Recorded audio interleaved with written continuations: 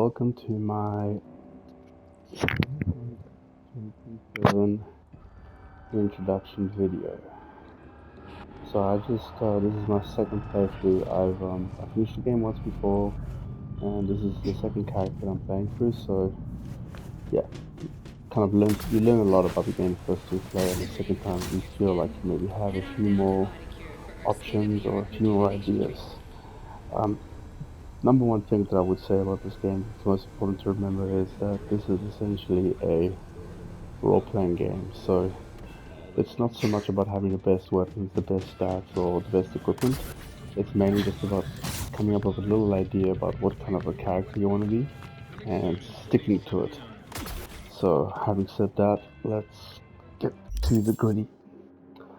So your number one thing is going to be your character. So over here in your character stats, you have all of your main attributes.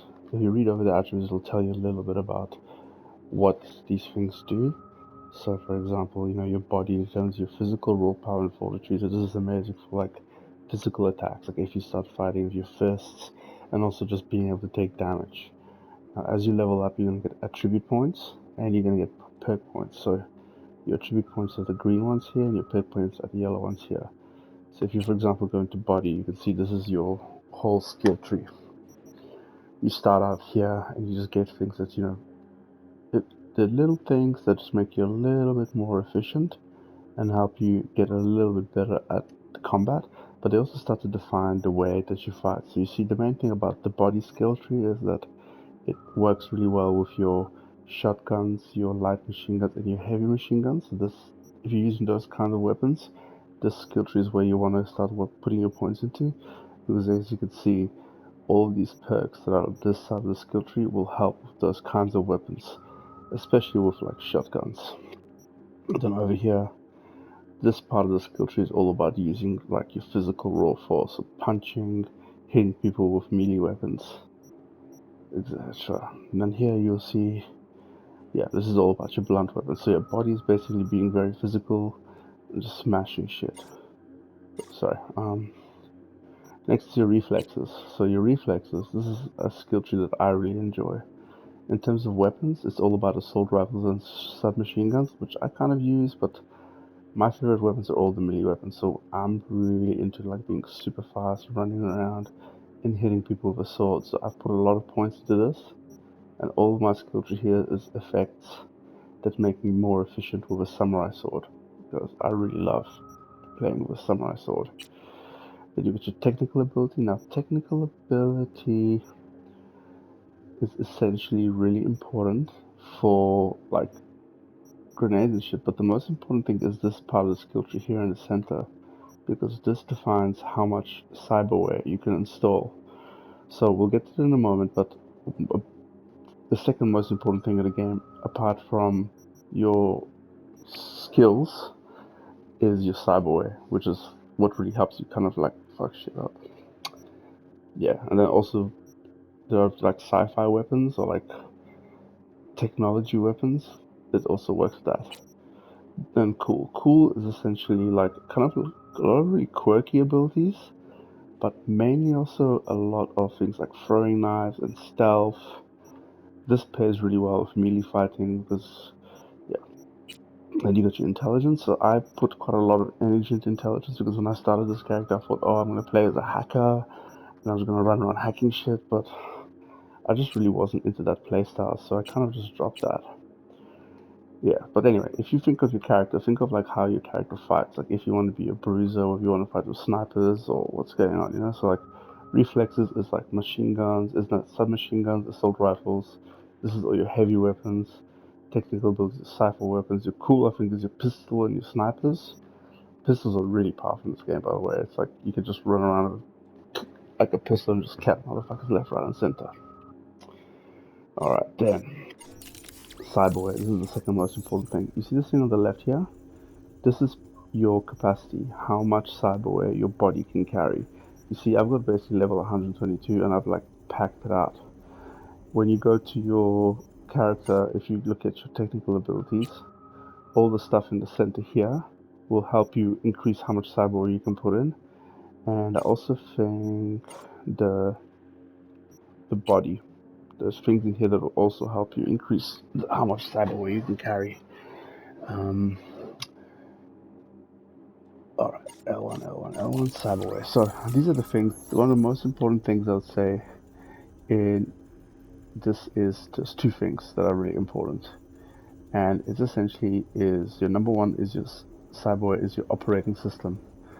Okay, so with the operating system, you can have different things. So I, for example, run a Sandevistan. Now, I don't know if you watched the Netflix TV show about Cyberpunk. If you have watched it, the Sandevistan is like the number one thing that gets featured in the movie. It's a weapon. Basically allows you to slow down time. So you can just run into combat, slow them down, and fuck people up. So let me show you how that works quickly. So I'm going to grab my samurai sword. Eventually, my pink samurai sword. Gonna go for a little run here. Now you see how I'm jumping? Like if I jump once and I press again, I double jump. That's another piece of cybernetic equipment which is also very important. It's one of my favorites because it just means that I can just jump around. See, hopefully I don't die if I jump down here. Most embarrassing thing. Oh, got a little bit hurt, but nothing too crazy. Alright, so I prefer not to chop up innocent people. But over there, you see the little yellow markers above people's heads? That means that that's a gang situation. Gangsters amongst the rave.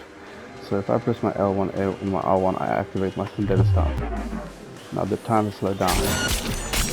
About 50%. So while these guys are running around, I've managed to kill 5 of them, and the time's back to normal.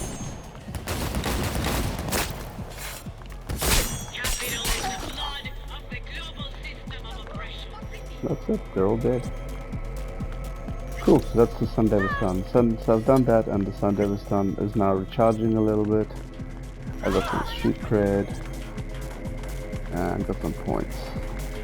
Yeah. People are upset, screaming, yeah. Just another day in the life of a Polish gamer.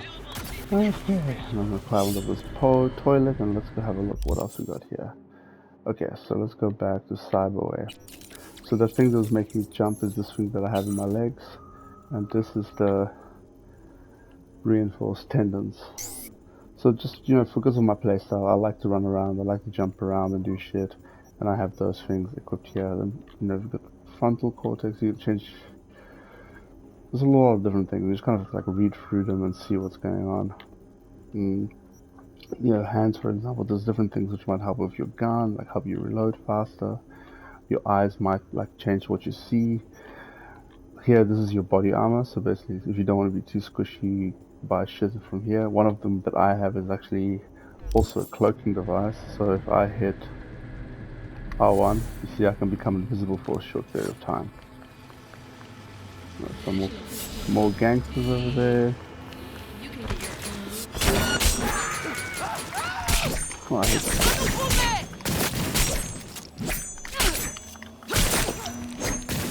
See this person? Let's have a look. You see, I can block bullets because of my code tree. And if I time it right,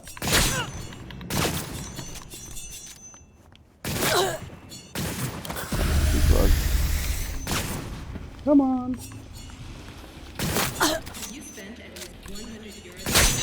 You see, I bounced the bullet back and it hit him.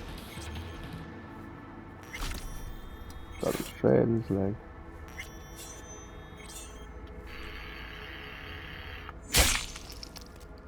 That's what you get. Nice head chop. Okay, so that's your skill tree. Obviously when you kill people you can just take their weapons and stuff.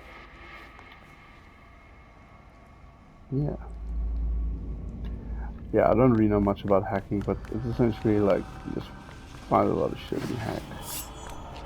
What else can I tell you? Oh yeah, let me show you the map. So for example,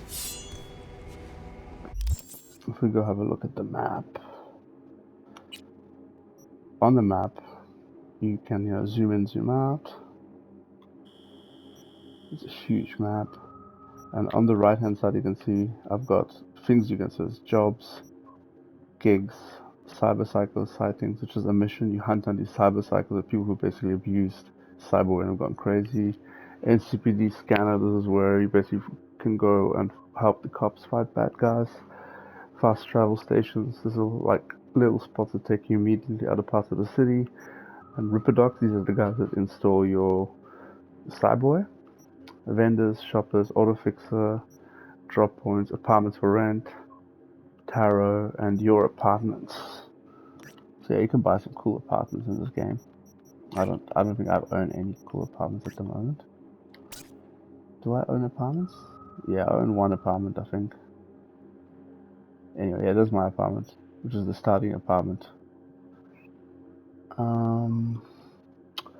Cool, my inventory. So, look, there's a lot of weapons in this game, but one thing that I would like to point out is that when you see a weapon that looks like this, it has this golden thing on the side, it's usually worthwhile keeping because it's a unique weapon, and it always has a special ability. Like if you look at this one, Plan B, you can see at the bottom it says bullets have a high chance of applying bleeding, but keep an eye on your wallet. Every shot costs you eddies. So this gun, you're actually shooting your money. And you'll get this weapon at the end of the mission that you're doing now. Then, for example, this is the cocktail stick katana. Looks like a toy, but it's lethally clever. There's no joke. When optical camo is active, hitting an enemy causes bleeding. Bleeding caused in this way lasts longer than usual. So when I use that invisible power and I have this sword equipped, I really fuck people up. Then yeah, this is it. This is my full range of weapons. I have a couple of other unique weapons here. A couple of pistols. Got one sniper rifle, another sniper rifle. Melee weapons, I've got other katanas. So there's a lot of cool, like this katana for example is really cool. Allows you to leap towards enemy attacking, burning at 10 enemies. It's a flame katana. And the thing is, some of these weapons, like this knife for example, and this katana, like these, and for example even this katana, like they are kind of like lying around on the missions that you're doing. So when you're actually playing through the story missions, these katanas are like, for example, this one's just like lying in a furnace in a factory that I went into, and I didn't know about a lot of these weapons. I didn't know about them until I watched videos, and I was like, oh shit, I missed this weapon. I never found it. And then after the story was finished, I couldn't go back to get it. But the good news is that if you play the expansion to Cyberpunk, you can actually buy all these weapons that you missed in the game, in the expansion from a vendor that appears in the game at the beginning of the game. It's really cool. Yeah, great game. Again, like, it's important to, when you start playing, not to get too like overwhelmed by all this shit. Just literally think to yourself, like, I like this kind of gun, I'm gonna play with it. And there is no wrong way of doing it. Like, if you like pistols, you can kill everything with a pistol. You can go to the final boss and you can just fucking mutilate him and not have to worry about that. The only thing for me was, like, I originally set out to just be like an intelligence character and like start understanding all these things, but I just got kind of bored with it because I was just like, oh, what do I do? Because when you pick the intelligence stuff, it means that you have to sacrifice your operating system. So instead of having a Sandevistan or something else like that, you have to use one of these cyberdecks. And those cyberdecks is what controls how much stuff you can do and hack. I mean, it can be fun. Like, there's a lot of really interesting hacks out there, and maybe I'll get into it. The good thing is also, I think, I'm not sure how this works, but I believe that if you hit one of these buttons, like this again, you can actually, you see it says reset attributes in the bottom left corner. So you can actually just choose that, reset everything, and just rebuild your character from scratch. So instead of having to like restart the game and do something completely different, you can just decide one day, alright, well, I'm going to reset all this, and I'm going to put all my points into this and this and this, and just try playing my character differently for a while. Alright, anyway. Yeah, I hope that helps. If you have any further questions, please let me know. See. So yeah, the other thing is you can also play in different ways. You don't Yes, like my guy here, this is my gorilla arms. So, ooh, that happened there.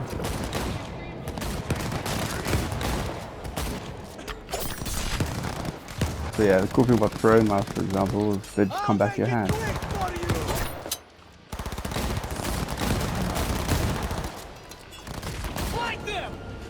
No.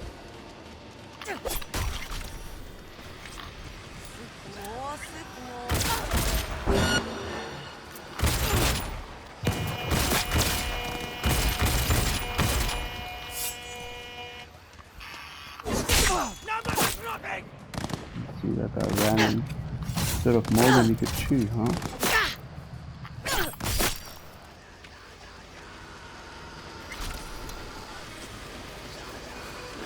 Yeah, now in this game what you find is that, oh yeah, got a smart pistol. You basically just pick up all this shit and you kill people. And then like, oh, I've got too much stuff now, which sucks. Oh. If that's broken, you see that hammer broken, so that probably because I hit this guy too hard. I think disassemble it, take its parts. This guy is not having a good time. Misery. So I've unfortunately put too much stuff now, so you can see I'm encumbered. I can't actually walk very fast. So what I'll do is I'll go into my inventory and I'll have a look at what do I have that's weighing me down, and usually it's guns. So like I don't like this, I don't need this. You can sell things, but I'm just gonna hold down triangle and I disassemble it. All the guns with the red arrows down means that they're not that good. Sometimes, you know, you don't destroy the unique ones because they have like some sort of special ability that you might want to use later on. So they're worthwhile keeping, you know. And I guess the other thing to know is like if you look at the guns, you can see in the bottom left, it tells you how much ammo you have for the guns. Like I have 200 shotguns, 790 assault rifle, 494 submachine gun. Having different guns for different ammos is useful. So if you ever run out of something, you can just jump in and like go and get something else. Alright, is that better? Can I walk around now? Yeah, I can walk around. Sweet. Okay. Yeah, combat's not too hard, and I think you kind of get used to it. You can also go and like and be more stealthy and stuff, or just more aggressive. There's a gun there, there's another gangster. Look at this pimp. It's a pimp with all these prostitutes.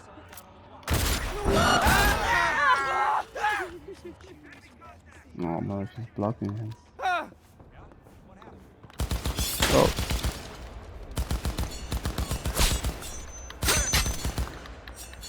Yeah, you wanna shoot me?